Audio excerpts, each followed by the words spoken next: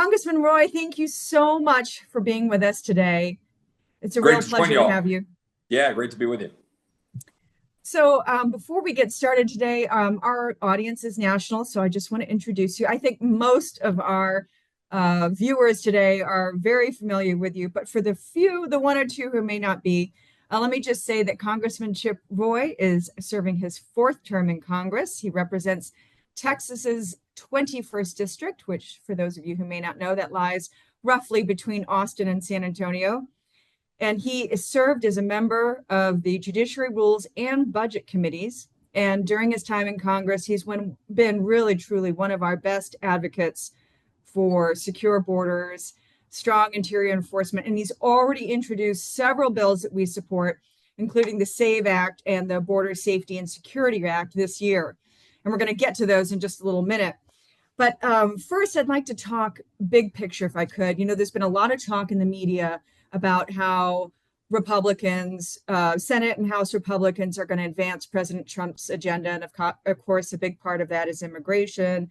There's been a talk about one bill, two bills. There's been a lot of talk about funding for Border Patrol agents, detention beds, and ICE agents. And that's all really important. But what there hasn't been a lot of talk about are policy changes, permanent policy changes that we all know are desperately needed to stop any future presidents from abusing the law like we've witnessed over the last few years. So where do you think these policy changes fit into this bigger, game of chess that's going on right now on Capitol Hill? Well, it's a great question. I mean, it's a podcast, so we have at least a little room to talk about it all. This could be a probably multi-hour seminar to talk about border security and what the right way and approach is. Let me see if I can break this down very simply. And first of all, thank you for your great organization, for FAIR, and everything you've done and what you do for all of this. It's critically important. Right now, we're all very excited, and we should be, because we have a president who has been very consistent over the entirety of his campaigns, whether it's 2016, 20, or 2024, about the need to and his commitment to secure the border of the United States. Remember that when the president ran in 2016, he ran on what? Building the wall, right? Now, he wanted to build the wall based on the numbers and based on the flow that we had at that point. 8 years later, we've had a devastating release of individuals into the United States, of dangerous criminals under the Biden administration. And frankly, even under the Trump administration, we'd had an onslaught, a flood of families, remember at the time, that the president then had to institute Remain in Mexico and those policies to try to stem the tide by the end of his presidency. And then into COVID, everything stopped for a bit. So we've got to reverse a lot of damage just to get back to the status quo of 2016, when the president was running on building a wall in the first place. Everybody needs to understand the Overton window shifts that go on. So I'm committed to getting us where we need to go. Here's the landscape. You've got funding requests, which are important. Tom Homan, Stephen Miller, other good friends of ours. They want funding for beds, ICE, Border Patrol, and all of the enforcement necessary in conjunction with local law enforcement and 287G to do what we need to do to both stop the flow and, most importantly, or as importantly, remove and repatriate individuals who were released unlawfully into the United States under the Biden regime. So that's path number one. And it needs to happen. And we all agree that it needs to happen. Can they do it with existing resources? Sure. Can they do it as effectively and as quickly without additional resources? Probably not. Yeah, so we all know. Yeah, we all know for detention beds, for example, they need more detention beds. We have to. Correct, and they need more people on the line. They need more, support in ICE. They need more detention beds and all the things they can use, tools they need, and again, even funding with local law enforcement to empower them to work with the feds. Okay, so that's one bucket, and we all agree on that. There's some debates about how we do that in various reconciliation packages or otherwise. We can come back to that if you want. The second bucket is what you asked about, which is the policy change. Everything we do under the Trump administration, if it is only in the funding bucket, all that will do is partially, not fully, partially reverse the damage of the Biden administration, even the damage that we had that was still lingering after Obama into the Trump administration and under Obama, right? The last effectively 16 years where we've had expansive immigration flow, stopped only by the last couple of years of the Trump administration pushing back with migrant protection protocols. So we need permanency. We need policy change. That's what you're getting at. We need the guts of HR2, which we passed in last Congress. Now, when I say HR2, that's last year's number. That's last year's bill. We still don't have that bill put forward yet this year. What I have put forward is HR 318, which is my version of what I did last year. I won't use last year's number because it gets really confusing. But it's what I call the Border Safety and Security Act. That bill, the engine of which is effectively this: the secretary shall detain or the secretary shall turn away. That was the engine of the bill I introduced last Congress, which then served as the engine of HR2, which then included asylum reforms, parole reforms, reforms to family issues with the catch and release issues under Flores, TVPRA, and children, unaccompanied children, and a whole bunch of other technical issues. All of that was the package that served as the policy changes for permanent reform to prevent a future administration from violating our laws like the Biden administration did to release people in the United States. So hopefully that's clear. And so now where we stand is, what do we do on the policy side? That's still being determined by Republican leadership, because most focus has been on the funding and reconciliation package that would include the border funding. But I introduced 318 to start the conversation as we head into negotiating all of this and working on it. I hope we will move something almost identical to what we had in HR2 last year, which all Republicans supported. Yes, they did. And we should send that to the Senate, and then we should make the Senate respond with whatever weak crap they will add to it. And then the House we need to get to negotiate the hardest, strongest position we can. Yeah, I think it's so important because while people are focused on the spending and because reconciliation makes it easier to pass in the, in the Senate, it's the low-hanging fruit, which is great, and we all need it, but we've got to stop asylum abuse. And what I think people forget is that good policy, good laws secure the border as much as people or dollars or anything of that sort. Because if we end this, it's too easy and to get asylum. There's been so much fraud and abuse. We need to close these loopholes so that people know when they come to the border, they're not just going to be able to say, they have a fear of going home when they're really economic migrants. And the parole, oh my goodness, we've let more people in on parole than we have through our legal immigration system. And it's got to stop this total abuse. So these are really important changes. Anyway, I'm grateful, that was a really good explanation for our audience. And we're hopeful we're going to see something like HR2 because it had more support, more unified support from Republicans, I think, than even the spending bills. Even a continuing resolution had a hard time passing, but HR2 got almost unanimous Republican support. No, that's right. And that's what happens when you work to get something with consensus on a actual conservative, or however you want to define it, a policy objective that we actually ran on. We ran on securing the border. HR2 would do that. So I think we should remember that when we're talking through all of these issues. One real important thing on the spending stuff. Look, I support and have offered, and the Freedom Caucus, much maligned often for always saying, quote, no. We drove getting HR2 done in a unified fashion.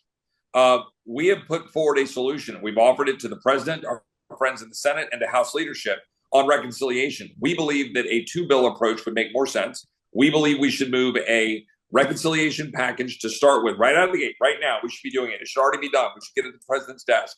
That would increase the debt ceiling, which we are not inclined to want to do typically. But for that, we would get, and do it for 2 years, which would be $4 or $5 trillion.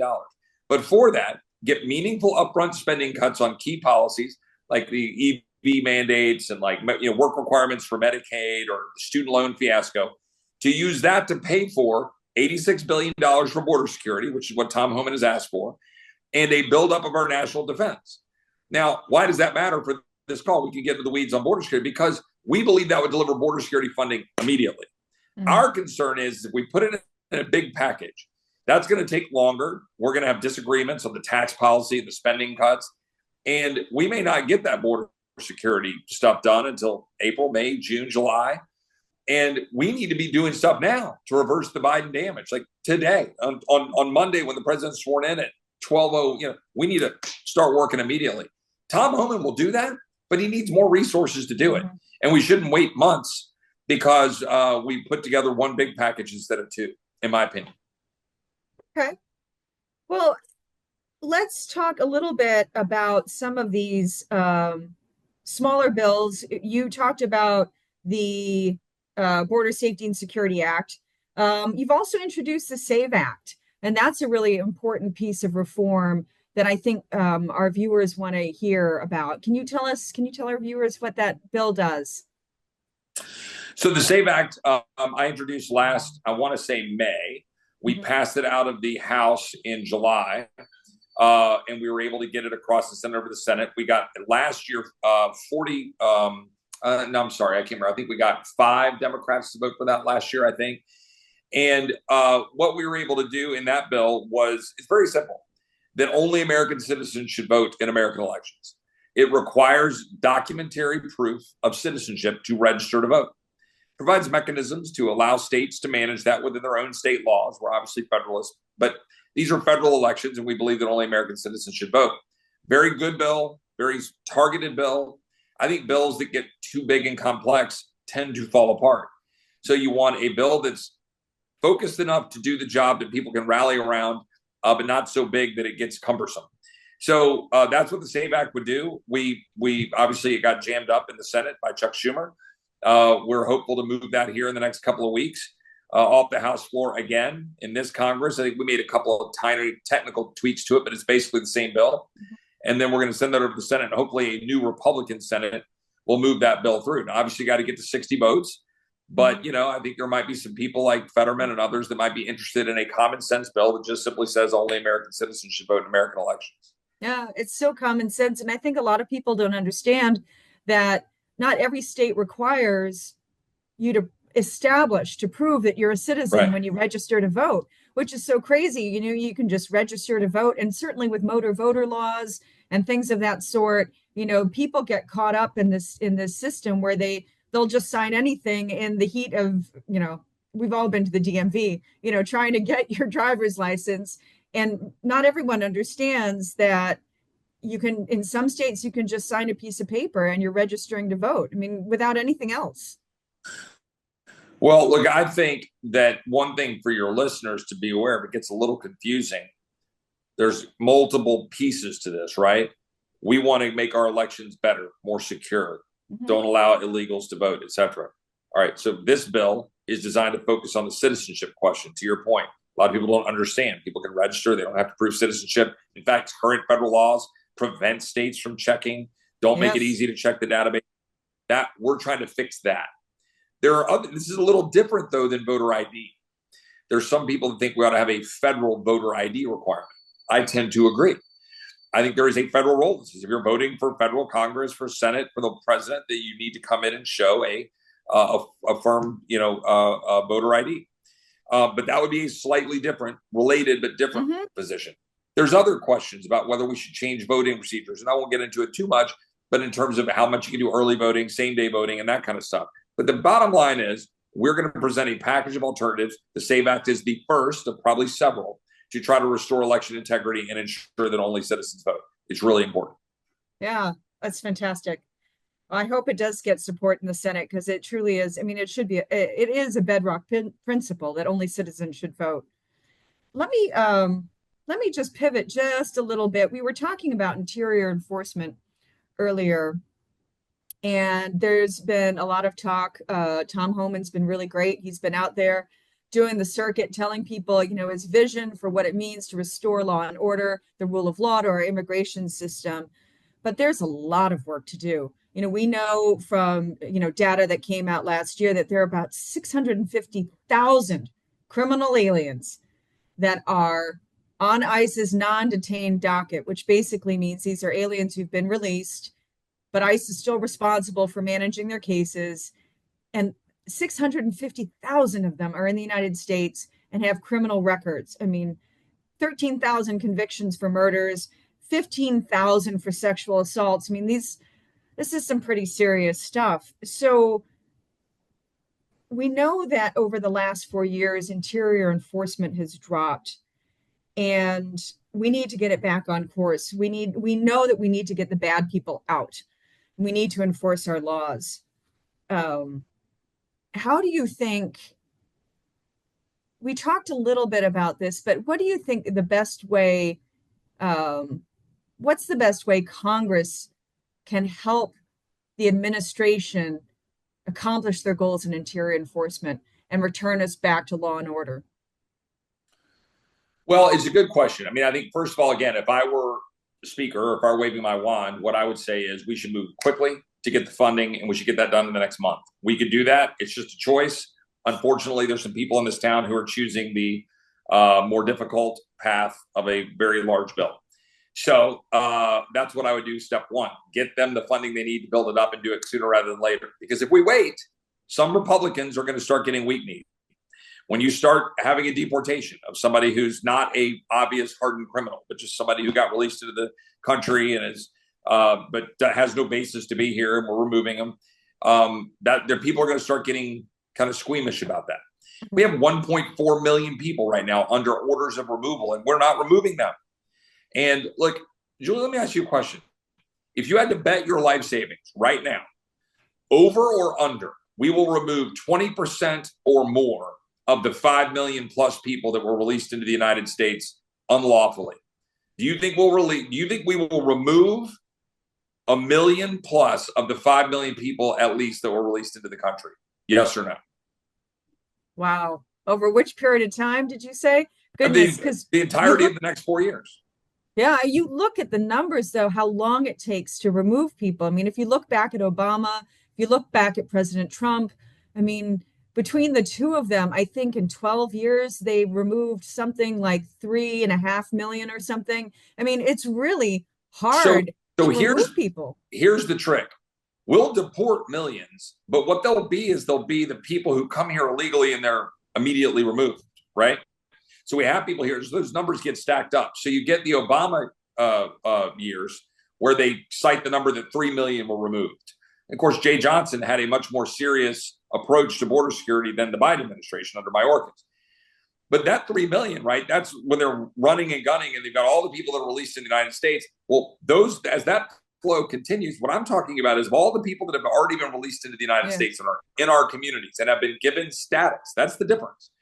This is what I want everybody to understand. The job that Tom Homan, a good friend and a good man who will fight this like as hard as any human being on the planet, the job they're going to have to do with a weak Congress that is not inclined to want to answer your question, to give all the tools that are necessary to get this done, and that we're going to end up watching, oh, wait, you've got status from the Biden administration. So they're going to be in court, and they're going to be suing and saying, oh, you can't remove these individuals.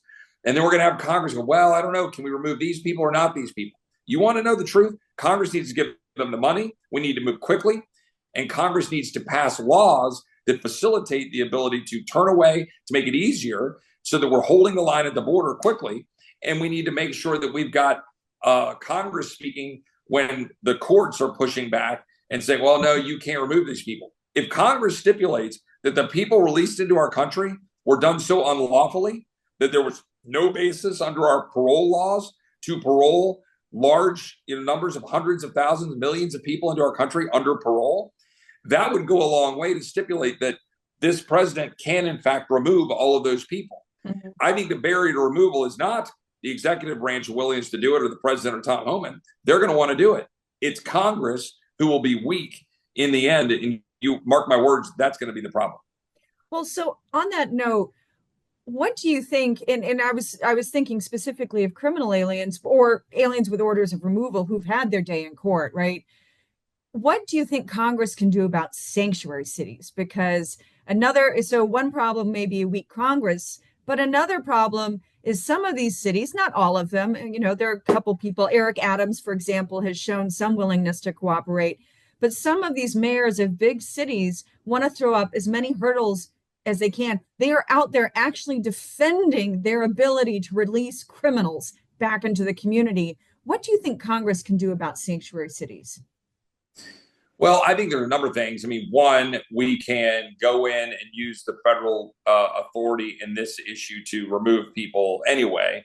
Now, look, I'm a federalist. I don't love it when you have the feds come in, but there are certainly of all the issues that has a very clear federal nexus, who is in our country is one of them. Mm-hmm. So if you're California, or if you're, Dallas or some city that has some sanctuary policies, the federal government has a role to come in and say, well, look, those guys are here legally. We're going to take them. We're going to remove them. But if the city won't cooperate, then there's tons of things you can do with grant money, with funding. Like, why are we just going to dole out money to states without making contingencies that they're working with us to enforce the law? Frankly, I, of course, as a fiscal conservative, don't think we should be doling out that money in the first place. It's printed money. It's not real. Stop doing that. But at a minimum, can we at least not say you're not going to get a, $5 billion grant in New York for some cops program or whatever they're doing on the streets out of the Department of Justice without saying, or Homeland Security, without saying, you got to work with us to enforce the law? Like, why do we write checks without saying you're going to have to work with us? I think that's the easiest way to put pressure on sanctuary cities. Yeah, the issue of the criminal aliens is, it's so tragic how many Americans have been affected, and we've seen a lot of the sad stories. And one of them, which is in your home state of Texas, was Jocelyn Nungare, who was brutally attacked by two Venezuelan illegal aliens. Actually, I think it was just outside of Texas, maybe in the suburbs the suburbs of Houston. And those aliens were released on alternatives to detention. There's a program that, it certainly has good intentions. But what do you think, in terms of, detention beds versus alternatives to detention? We saw President Biden expand alternatives to detention, all to avoid detaining some of the worst of the worst. What do you think Congress can do about alternatives to detention? Where do you think its role is? Congress should get rid of it altogether. Like, there should not be alternatives to detention. That's my point of my bill, which is to say detain or turn away. Like, I just don't understand what, frankly, is wrong with our country's leaders. I mean, in Congress specifically right now. We will come up with every excuse to perpetuate a broken system that is literally destroying our country. Yeah. We have 51.5 million people who are foreign born in our country. That is 16% of our population. That is the highest percentage in our history. That is higher than the late 1800s or the early 1900s. When we had a similar percentage, we froze immigration in the 1920s for 40 years while we worked on our country and worked on assimilation and making sure that we all know who we are as Americans. And right now we have a massive number of people here and massive numbers coming in. We allow almost 3 million people a year to come into our country between green cards, student visas, and what we're doing in terms of guest worker type programs. And that means you've got those folks coming in, some of whom leave, some of whom stay. And then you've got significant numbers coming in illegally. And we're sitting here, I don't mean this to you, because I think you agree with me, like, we're dilly-dallying, worrying about alternatives to detention, like putting ankle monitors on people and letting them into our country and giving them a notice to appear in court in like 8 years. What kind of a country are we? Like, it's literally a joke. And my Republican colleagues who run on border security, they're going to be for continuation of these ridiculous programs. They're going to be obstacles to the money and the funding we need to secure the border. They're going to be obstacles to the law changes, the changes in the law that we need to make these policies permanent and to be able to facilitate actually doing what we said we would do, which is secure the border. So, look, I think the bottom line is alternatives to detention is a joke. It has been being abused to undermine the actual point, which is, no, you don't get to come into our country. That's rule number one. Rule number two, do you have papers to come into our country? Oh, great. Then you can come in. Rule number three, hey, you're coming into our country. You want to come into our country and you're claiming asylum. Okay. Do you have a legitimate basis for asylum? Do you fear political persecution or religious persecution? Do you have a legitimate basis for that claim? We will adjudicate that claim here, but we're not going to release you to the United States until you will adjudicate it in 8 years. But that's what we're doing. And then we bastardize parole, which is supposed to be on a case-by-case basis to help people who might need surgery or see a family member or have some very specific purpose. And we literally dumped millions of people into the United States under parole and asylum. you can't have alternatives to detention. It's a loophole that is used to exploit our system of security, and we should end it. Yeah, it's excellent. Well, let's see. We have covered a lot of ground today. There's one other question I want to ask you. So Texas has done an amazing job at, well, doing what it can to secure its border with Mexico. They spent a lot of money. A lot of our viewers will be familiar with Operation Lone Star. Mm-hmm. And I believe Texas has probably spent, at least my numbers show, roughly $10 billion to help secure the border. That's a staggering amount of money for a state. Do you think that states should be reimbursed for some of these expenses? I mean, it's a tough call. States, if you ask me, states should be doing this anyway as part of their their desire to, one, save the country, but two, defend the people, the residents of their communities. But do you think Congress should be helping states that are willing to undertake these efforts? So I think it is important to remember who bears the brunt of this. So Texas has a 1,200-mile border with Mexico, and Texas is taking the lion's share of the beating because the United States government refuses to honor its commitments under the Constitution of the United States and secure the border. Honestly, that would be grounds for secession. Like, the state of Texas is not getting the benefit of the bargain of joining the union because the union is not protecting our borders. The governor is doing a good job of putting up resources through Operation Lone Star, the great patriots of DPS that are down there doing the job that the federal government is supposed to do. But yeah, we spent $12 billion over the last 4 years plus trying to do the job the federal government refused to do. That's $12 billion that is not in our schools, not in, by the way, schools that are overrun with illegal aliens, not in our hospitals, hospitals overrun with illegal aliens, not in our roads, roads being violated and abused and having crimes committed and high-speed getaways on our roads because of illegal aliens. DPS troopers who are not in Dallas or Houston or Austin or San Antonio, but are down on the border doing the job of the federal government. So not only should we get paid back, there should be a massive public apology, and they should be holding up Texas on high and saying thank you for doing what the federal government wouldn't do. Look, the federal government wastes $12 billion in the 3 seconds I just said $12 billion. Like, the fact is, Texas, we actually have a balanced budget, or, we do a lot of borrowing too, that don't get me started on needing to reform Texas. But we need to get made whole because we've been taking it on the chin. Other states have too, to a certain degree, but not nearly like Texas. We have the biggest border with the biggest throughput. We have major thoroughfares there with with NAFTA, or whatever it's called now, USMCA, and all of the trade that comes up through Texas. And look, I think it's actually really important signal to send. We need to your point, encourage states to work with us. Well, the way to encourage states to work with a government that wants to secure the law under President Trump, let's make sure those states aren't left dangling, and make sure we take care of them. We can do that on reconciliation, by the way. Interesting. Well, I know sometimes I just wonder how much worse this crisis would have been if Texas hadn't stepped up and done what it's doing, sending, DPS down there, all the money that it's invested, the laws that it's passed, all of the stuff that combined has really, and you can see it in the numbers too. The flow began to move westward, but it's truly amazing. So I'll be interested to see how that debate plays out in Congress. But we're all very grateful for what Texas has done.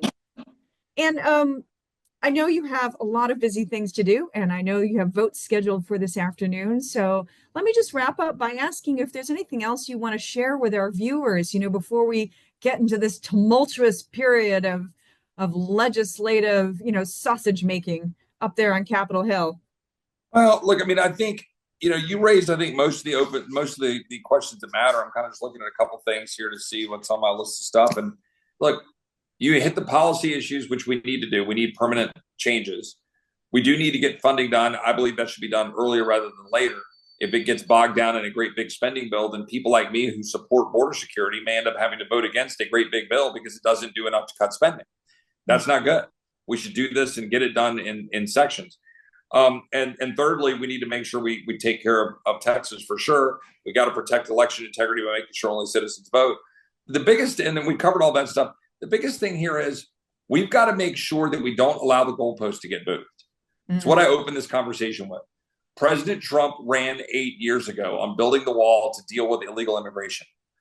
And the totality of the last 8 years, because of what happened in the first part of the Trump administration, which he properly pushed back on, that then exploded out of COVID under Biden, the abuses have been so unbelievably transformational to our country, 51.5 million foreign-born people, and all of the input and dangerous individuals, criminals from Venezuela. That, crime in Venezuela is down like 75%. Why do you think? Because they're on our streets. And then you have, people like Laken Riley or people like Jocelyn Ungary get murdered. And, I'm blessed that Alexis Ungary, I've invited her to be a guest of mine at the inauguration on Monday. She's a great patriot. She's a wonderful human being. She lost her beautiful 12-year-old daughter last summer. Like, we've got to do our job. There's no more excuses. And don't accept, moving the goalpost back 20 yards. We got to go to the other end of the field. Like, let's get this secure. Let's remove people that need to be removed. And let's have an immigration and border security system, border security first, and an immigration system that, frankly, rewards American workers, not cheap foreign labor to satisfy K Street and Wall Street. So I think there's more stuff we can talk about in another podcast, but that's my quick summary. Well, thank you so much. Well said, Congressman. It's been a pleasure and honor to have you on. I hope we'll do it again sometime soon. You can update us on what's going on in Capitol Hill. Happy to do it. God bless. Thank you.